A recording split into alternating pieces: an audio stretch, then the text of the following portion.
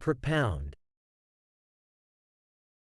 The word propound is a verb that means to put forward an idea, theory, or question for consideration or discussion. When someone propounds something, they are presenting it to others in order to gather opinions, spark a debate, or seek a solution. It is often used in formal or academic settings. Here are a few examples to illustrate the usage of propound. 1. During the lecture, the professor propounded a new hypothesis about the origins of the universe, which generated a lively discussion among the students. 2. The lawyer propounded a series of thought-provoking questions to the witness in order to challenge their credibility. 3.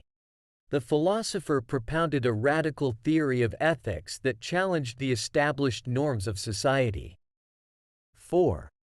The politician propounded a new policy proposal to address the issue of climate change, hoping to gain support from the public. 5. The scientist propounded a groundbreaking theory that revolutionized the field of genetics.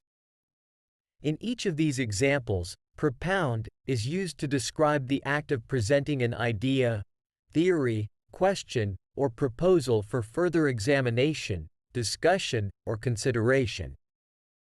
It implies an intention to initiate a dialogue or debate, and to solicit opinions or feedback from others.